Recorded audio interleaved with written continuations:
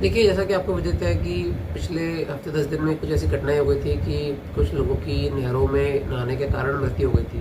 2-3 घटनाएँ ऐसी हो गई थी। तो इस संबंध में पहले तो सभी को समझाइश की जा रही थी कि नहरों में नहाना वर्जित है और पर्टिकुलरली जिन लोगों को तैरना नहीं आता है, उनको तो बिल्कुल भी किसी भी स्थिति में नहर में नहीं उतरना चाहिए। और वैसे भी इन जनरल नहर है वो खेती वगैरह इत्यादि के लिए इस्तेमाल की जाती हैं। तो समझाइश के द्वारा लोगों को बताया जा रहा था। अब हमने इसमें 163 बीएनएसएस जो पहले 144 सीआरपीसी हुआ करता था, उसके आदेश भी जारी करवा लिए और ये अभी क्रिमिनल ऑफेंस है। अगर कोई व्यक्ति नहरों में नहाएंगे तो उनके विरुद्ध नियमानुसार कार्रवाई की जाएगी। और मेरा व्यक्तिगत तौर पे सबसे निवेदन भी है, अपील भी है, क्योंकि पहले भी कई घटनाएं हो गई हैं और बच्चे गर्मी में या कुछ लोग गर्मी में नहरों में उतर जाते हैं, फिर बाद में घटनाएं हो जाती हैं, तो एक बड़ा लॉस हो जाता है फैमिली को। तो इस प्रकार की चीज़ों से बचें। बिल्कुल, हमने टिकरी पैरा के लिए भी जो सरपंच वगैरह हैं, गाँव के मौजूद व्यक्ति हैं, उनसे बात भी करी है।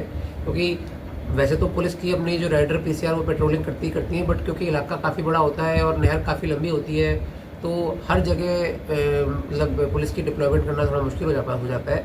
और गांव के अगर लोग रहते हैं तो वो जानते हैं कि कौन व्यक्ति कहाँ पर है, कब आ रहा है, कब जा रहा है, उनकी भी पूर्ण मदद ली जा रही है। और निवेदन सभी से यही है, फिर से मैं करना चाहूँगा कि इस प्रकार की गतिविधियों से बचें। कुछ लोग सर पुलिस के साथ बदतमीजी भी करते हैं नहरों में नहाने को लेकर ना, तो ऐसे लोगों पे क्या एक्शन नहीं, रहेगा? देखिए, इस प्रकार की 1-2 घटना मेरे सामने भी आई थी जिसमें लोग जिनको मना किया गया उन्होंने कुछ बहस करने का भी प्रयास किया। तो इन सबसे शुरुआत में सबसे निवेदन यही है कि अगर कोई पुलिस कर्मचारी इस प्रकार की कोई बात कह रहे हैं तो अपने निजी स्वार्थ के लिए तो कह नहीं रहे हैं, ये तो एक पब्लिक बेनिफिट, पब्लिक गुड के लिए ही कह रहे हैं, क्योंकि पहले भी काफ़ी घटनाएं हो रखी हैं। तो विनम्र निवेदन ये भी सभी से रहेगा। लेकिन साथ के साथ मैं ये भी बताना चाहूँगा, क्योंकि हमने 163 बीएनएसएस के ऑर्डर भी इसमें जारी करवा दिए हैं, जो पब्लिक गुड के लिए हैं, सबके बेनिफिट के लिए, भलाई के लिए हैं। तो विनम्रतापूर्वक निवेदन यही है कि उनकी अनुपालना करें और नहरों में नहाने से बचें। अगर कोई इनके वायलेशन करता है तो उसके खिलाफ कार्रवाई भी? हाँ, इसके अगर कोई वायलेशन करता है तो जो बीएनएस भारतीय न्याय संहिता है उसके अंतर्गत एफआईआर दर्ज की जा सकती है। ठीक है सर। फतेहाबाद जिले को नशा मुक्त घोषित करने के लिए पुरजोर प्रयास लगाया हुआ है हर प्रकार से, जिसमें जो नशा तस्करी करते हैं, नशा बेचने वालों के खिलाफ पूरा हम कार्रवाई करते हैं।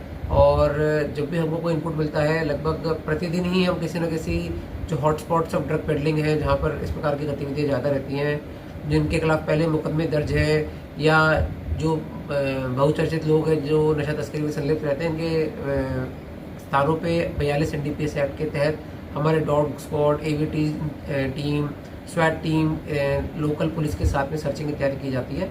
और इसमें जो भी सर्च में मिलता है उसकी खारन तलाशी की जाती है, वीडियो रिकॉर्डिंग की जाती है, इंडिपेंडेंट विटनेस रखे जाते हैं, तो नियमानुसार कार्रवाई की जाती है।